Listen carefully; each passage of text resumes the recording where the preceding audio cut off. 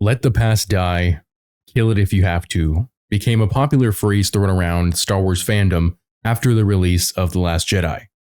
But Screen Rant wants to go even further. Abandon the very essence of Star Wars in order for one movie to survive.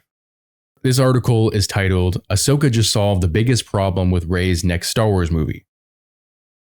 Oh, I wasn't aware that Ahsoka used her Jedi mind tricks to convince Bob Iger to fire Kathleen Kennedy and get rid of all her projects.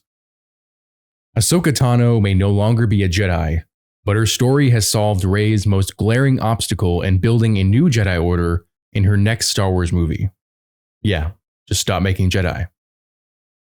Rey's upcoming Star Wars movie has had a problem with the new Jedi Order, but Ahsoka resolved the issue in its first few episodes.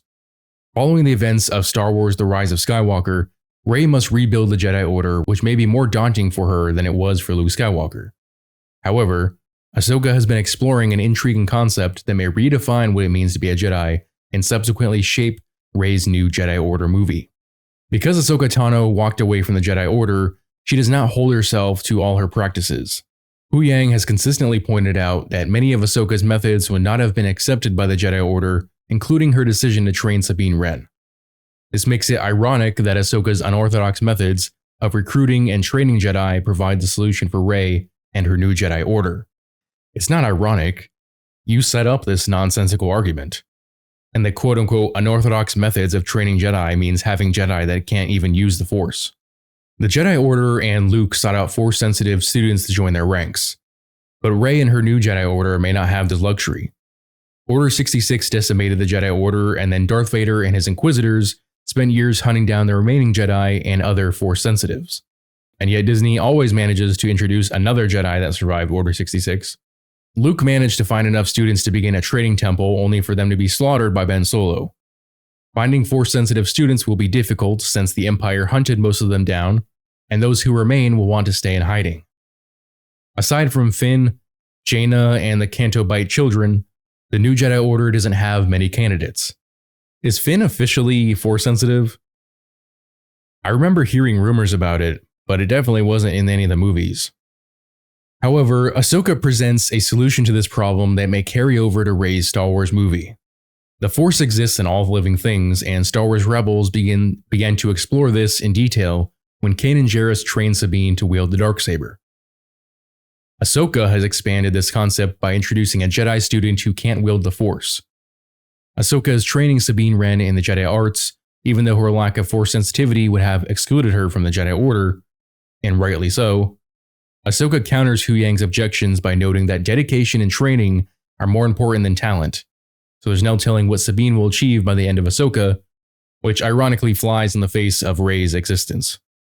The remaining question is whether Rey's new Jedi Order will accept non-Force sensitive students. Luke modeled his Jedi Order after the old one and repeated the same mistakes, so it would make sense for Rey to learn from those who came before. Rey learned from the original Jedi texts, and the first Jedi may have struggled to connect with the Force too. This may encourage Rey to train those who aren't naturally gifted, especially after seeing how easily raw power can lead a Jedi to the dark side. Of course, Rey teaching anyone who wants to be a Jedi may also depend on the outcome of Ahsoka. While Rey learned much from Luke, she may take more inspiration from Ahsoka. Rey sought Luke out because he was the only living Jedi she knew of, but the Jedi texts would have expanded her horizons. As she continues to search for more Jedi knowledge, she'll consider the philosophies of other and different Force groups, despite the fact that she wouldn't be trying to train Force-sensitive students, which may include Ahsoka herself. After all, the Book of Boba Fett confirmed that Ahsoka and Luke knew each other, so he may have kept a record of whatever she told him about his father and the Jedi Order. Rey could also learn directly from Ahsoka, who may be alive after the sequel trilogy. And I don't care about the rest of that. So, let's unpack this whole concept of diluting what it means to be a Jedi in order to accept Force-sensitive students. So, if you're reading this article, you probably have an affinity towards Star Wars, as many do.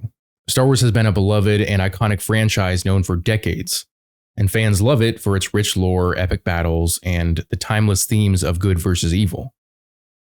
And at the heart of this universe are the Jedi, a group of Force-sensitive individuals trained in the ways of the Force to maintain peace and justice.